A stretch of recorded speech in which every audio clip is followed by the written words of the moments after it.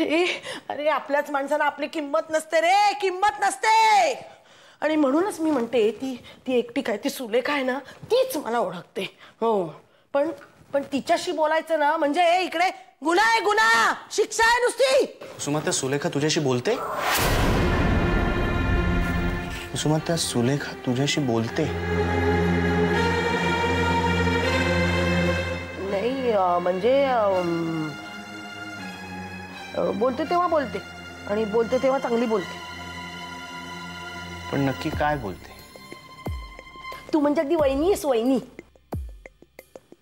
घे माझी उलट तपासणी घे. मी म्हणजे काय वकील नाही ना चुटू चुटू बोलायला. घ्या त्याचा फायदा घ्या तुम्ही. तुम्ही असं का करत नाही? सोपान काकांसारखं मला आडगळीच्या खोलीत फेकून का देत नाही? कुसुमात्या उगाच काहीतरी बोलू नकोस. असं कोणी वागणार नाहीये तुझ्याबरोबर. आई बाबा सुद्धा असं काही वागणार नाहीये. एक सांगशील मला, आता एवढं काय होतं ग वाड्यावर? तुला वाड्यावर का जायचं होतं? ते अरे ते आपल्या इकडे ते वाड्याच्या इकडे देऊळ नाही का, तिकडे एक महाराज येणार होते. अच्छा म्हणजे आपल्या वाड्याच्या बाहेर कोपऱ्यावर उजवीकडे जे देऊळ आहे ते? अगदी तेच बरोबर. गेले 6 महिने त्या देवळाचं रिनोव्हेशन चालू आहे म्हणून ते देऊळ बंद आहे. म्हणजे मी खोटं बोलतेय? मी खोटं बोलते का? फिरव ना आता, रिक्षा फिरव सगळीकडे की कुसुमात्या खोटं बोलते आणि घरामध्ये बोर्ड लाव. कुसुमात्या मी असं काही म्हटलंय का? तू कर ना, शब्दांची सारवासारव कर आता, पण मला अर्थ कळतो ना. तुला एक सांगू का आधी, तू ना आता बदललायस. पूर्वीसारखा राहिला नाहीयेस रे तू. निरागस, असा प्रेमळ, आत्याची काळजी घेणारा, गोंडल जसा तू राहिला नाहीयेस. आत्या तू फोन दे मला. का आत्याशी बोलायचं नाहीये का तुला? मी तुझ्याशी बोलतो पण महत्वाचा फोन असेल का तो? आता कोणाचा महत्वाचा फोन आहे? एस दे तू फोन दे मला बोलायचं. पण एस अगं माझा मित्राचा फोन आहे तो, शॉर्ट फॉर्म आहे तो एस म्हणजे. तू फोन दे, मी फोनवर बोलल्यानंतर तुझ्याशी बोलतो ना. Hello hello.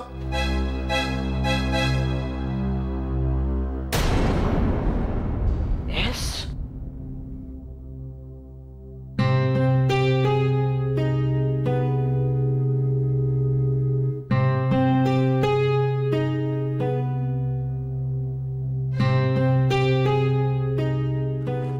सुलेखा.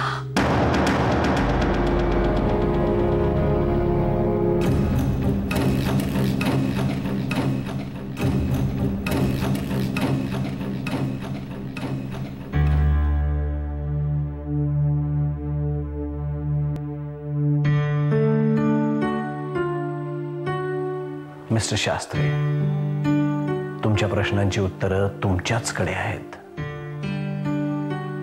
मिसेस शास्त्रींना पडणारी स्वप्न ही नुसती स्वप्न नसून ते सूचक संकेत आहेत.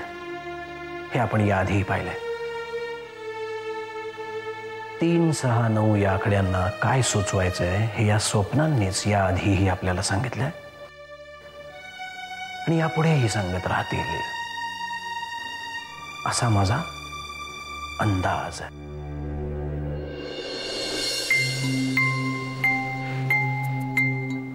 म्हणजे अनेक कोडी, गूढ गोष्टी, काळाच्या पडद्याआड गेलेल्या अनेक घटना बांधल्या गेल्या आहेत या 3, 6, 9 आकड्यांमध्ये.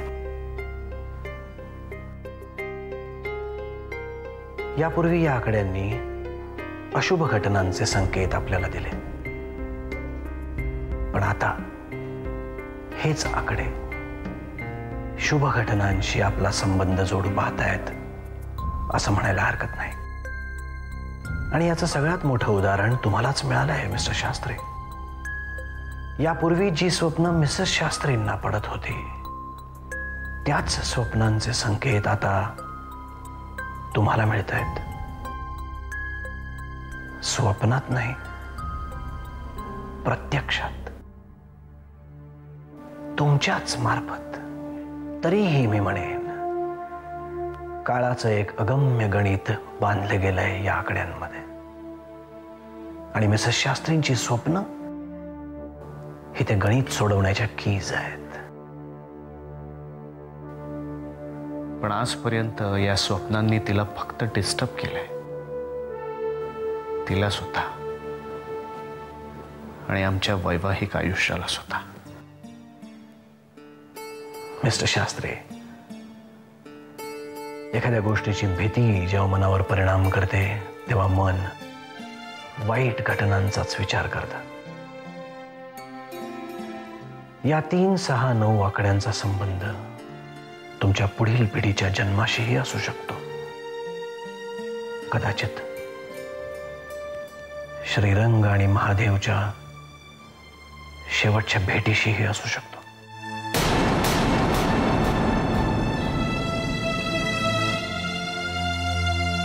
आणि म्हणूनच मिसेस शास्त्रींच्या वागण्याकडे, त्यांच्या स्वप्नांकडे बघण्याचा दृष्टिकोन बदलायला हवा. तोच बदलतोय, म्हणूनच मी इथे आलोय डॉक्टर. खरं तर आज तुम्ही त्यांना इथे आणायला हवं होतं मिस्टर शास्त्री.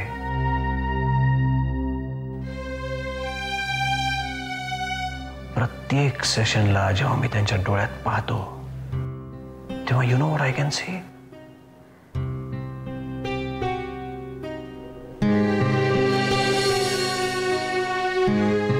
एक लख्ख प्रकाश ज्याला क्षितिजा पलीकडचा पल्ला गाठायचा आहे. काळाची बंधनं जुगारून या जन्मातीलच नाही तर भूतकाळातील अनेक सत्य वर्तमानात आणायचे आहेत. पण तो प्रकाश कोंडला गेलाय, अडकलाय.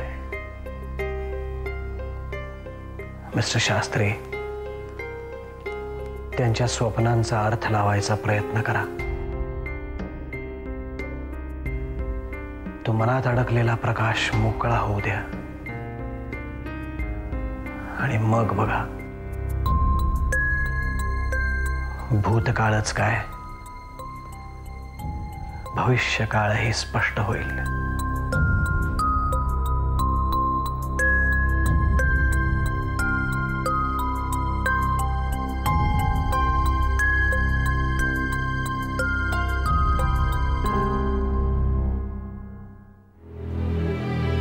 या 3, 6, 9 आकड्यांचा संबंध तुमच्या पुढील पिढीच्या जन्माशीही असू शकतो. काळाचं एक अगम्य गणित बांधले गेलंय या आकड्यांमध्ये आणि मिसेस शास्त्रींची स्वप्न ही ते गणित सोडवण्याच्या कीज आहेत.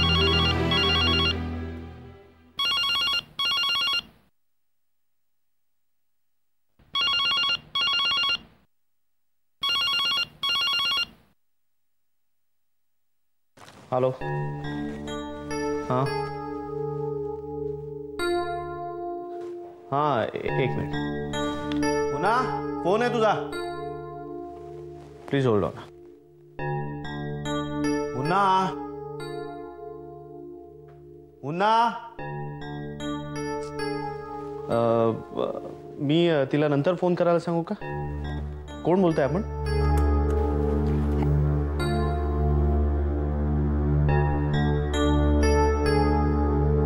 काय?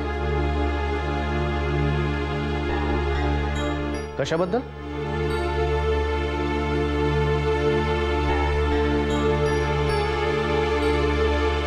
ठीक आहे, मी सांगतो.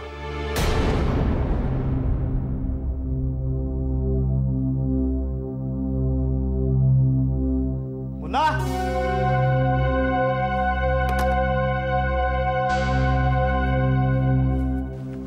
पुन्हा पोलीस स्टेशनवरून फोन आला होता तुझ्यासाठी. माझ्यासाठी? माहित नाहीये तुला? जाऊन आलीस ना तू पोलीस स्टेशनला?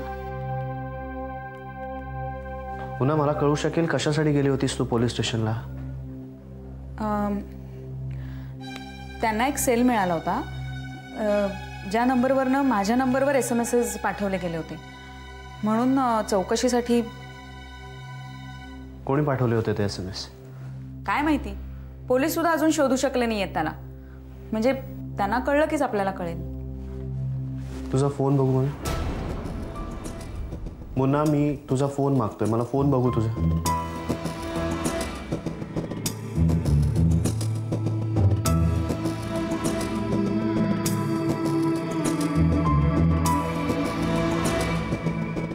हाच तो मेसेज आहे. मला तुला भेटायचं आहे. Can we meet?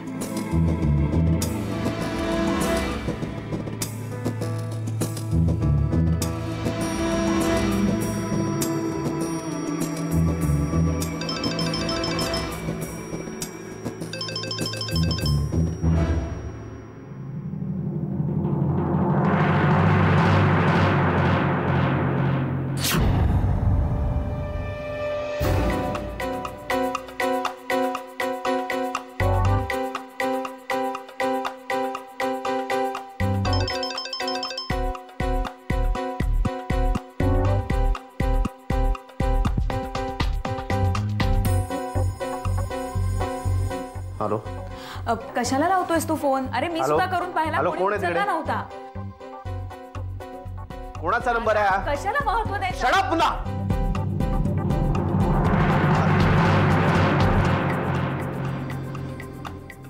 कट केला त्याने. तुझा आवाज ऐकून कट केला त्याने फोन. हा नंबर मी माझ्याकडे घेऊन ठेवतोय. शोधतो ना, 2 दिवसात शोधतो कोणाचा आहे हा फोन.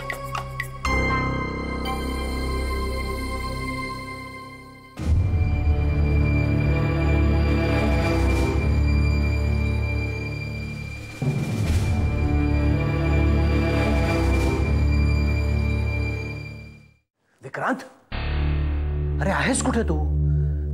कुठे होतास? काय करतोयस? तुला माहितीये तू इथे नसताना काय काय झालंय? मला सगळं माहितीये विराज.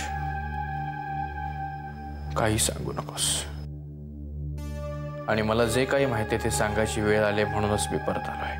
हेच जर जरा आधी आला असतास ना तर बरं झालं असतं. तुला माहितीये अभिमानला कोणीतरी पळवून नेलाय? माहितीये. माहितीये? हे सगळं झाल्यामुळे मी आणि डॉक्टर जोशी किती अडचणीत येऊ शकतो याची कल्पना आहे तुला? पूर्णपणे. आणि तरीही तू इतक्या शांतपणे बोलतोस माझ्याशी. पोलिसांसाठी तू बेपत्ता आहेस ते तुला अजूनही शोधू शकलेले नाहीयेत, पण आमचं तसं नाहीये विक्रांत. अभिमानचं जर काही बरं वाईट झालं आणि जर का ते सायकोलॉजिकल कारणांमुळे झालं तर सगळ्यात पहिल्यांदा पोलीस आम्हाला. विराज, अभिमानवर ट्रीटमेंट चालू होती हे कोणाला माहिती आहे का? कोणाला कळणार आहे का ते? विक्रांत, तो यशवंतराव सरंजामे काय मूर्ख माणूस आहे असं वाटतं तुला? तुझा त्याच्यावरती 100% विश्वास असेल, माझा 0.5% नाहीये. विराज, तुझा माझ्यावर विश्वास आहे ना? मूर्खासारखे प्रश्न विचारू नकोस विक्रांत. बस तर मग निश्चिंत राहा ना. नाही राहू शकत विक्रांत. त्याला अंडर ट्रीटमेंट पळवलंय त्याच्या शेवटच्या सेटिंगच्या आधी. तो मेंटली फिट नाहीये विक्रांत. आणि फिजिकली? मोठ्या मुश्किलीने आम्ही त्याला तयार केलाय विक्रांत. पण जर त्याच्या डोक्यावरती पुन्हा आघात झाला आणि त्याच्या सबकॉन्शियस माइंड मधल्या धूसर केलेल्या स्मृती पुन्हा स्पष्ट झाल्या तर तो काय करेल याचा अंदाज मी नाही लावू शकत. म्हणजे त्याला पळवलं न जाता तो स्वतःहूनही पळून जाऊ शकतो. विक्रांत, तो पळून गेला असता तर त्यांनी कोणाशी तरी संपर्क साधायचा प्रयत्न केला असता, जे त्यांनी अजून केलेलं नाहीये. आणि तुझ्या म्हणण्याप्रमाणे अभिमानच्या सबकॉन्शियस माइंड मधल्या धूसर झालेल्या स्मृती जर स्पष्ट झाल्या तर डिझास्टर विक्रांत, डिझास्टर. अशा परिस्थितीत त्याला आवरणं इम्पॉसिबल आहे. आणि सगळ्यात महत्वाचं म्हणजे तो या परिस्थितीत कोणाला सापडतोय यावर बऱ्याच गोष्टी अवलंबून आहेत. तो कोणाचाही जीव घेऊ शकतो किंवा आत्महत्याही करू शकतो. आणि जर असं झालं तर आम्हीही कोणाला काय उत्तर देऊ विक्रांत? तो चुकीच्या हातात लागणार नाही ही जबाबदारी माझी. आणि तुम्हाला लोकांनी प्रश्न विचारल्यावर त्यांना काय उत्तरं द्यायची हे मी तुला सांगतोय, नीट ऐकून घे.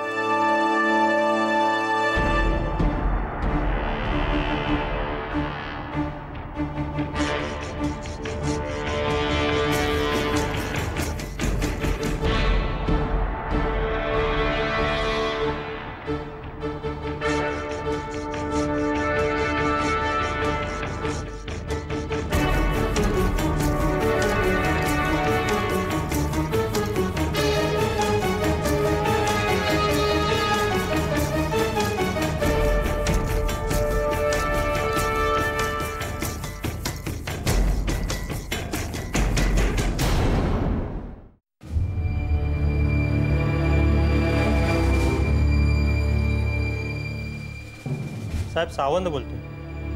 भोसले साहेबांची टीप मिळाली होती म्हणून मी या जागेवर रेड मारली. हो, पण काहीच सापडलं नाही. हो, तुमच्या नावची एक चिठ्ठी सापडली. त्यावर असं लिहिलं आहे की माझी बरीच घरं आहेत, शोधा वजलवार शोधा. आता काय करू साहेब? Okay sir. घर सील करा रे.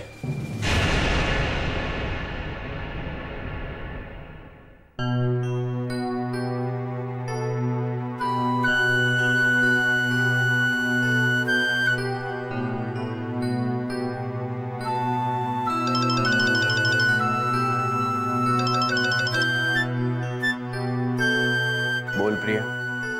आणि आता हा फोन दादानेच केला असता तर? आज सकाळी जे काही झालंय त्यानंतर तू तुझ्या मोबाईलवरनं त्याला फोन करू देणार नाहीस, हे माहितीये मला. आणि इतक्या रात्री सगळे झोपल्यानंतर तू मला फोन करणार नाहीस तर कोण करणार? यामागे फक्त एवढंच तर्कशास्त्र होतं की ज्या व्यक्तीवर स्वतःपेक्षा जास्त विश्वास असतो त्याच्या वागण्याबद्दल तर्क करता येत नाहीत प्रिया. खरं तर मीच फोन करणार होतो, पण म्हटलं नको. माझ्या वागण्यामुळे उगाच तुला प्रॉब्लेम्स नको. बोल. विक्रांत, यापुढे आपल्याला प्रत्येक पाऊल खूप सावध होऊन उचलायला लागणार आहे. तुला त्या वजलवारने फोन केला होता? नाही, पण पोलीस स्टेशनमधनं आला होता. वाटलंच मला 5 दिवसात अरेस्ट करून दाखव असं चॅलेंज देऊन आला मी त्याला. आणि पकडलं तर? जे 4 महिन्यात शक्य झालं नाही प्रिया, ते 5 दिवसात कसं होईल? हो, पण मला या 5 दिवसात बरंच काही शक्य करून दाखवायचं आहे. म्हणजे? सगळ्यात महत्वाची गोष्ट, विश्वास. मला माझ्या जवळच्या व्यक्तींचा विश्वास कमवायचा आहे प्रिया. कारण तो जर नसेल तर विक्रांत भोसलेचा काही उपयोग नाही. पण माझा तुमच्यावर पूर्ण विश्वास आहे. पण तुझ्यावर किती लोकांचा विश्वास आहे प्रिया?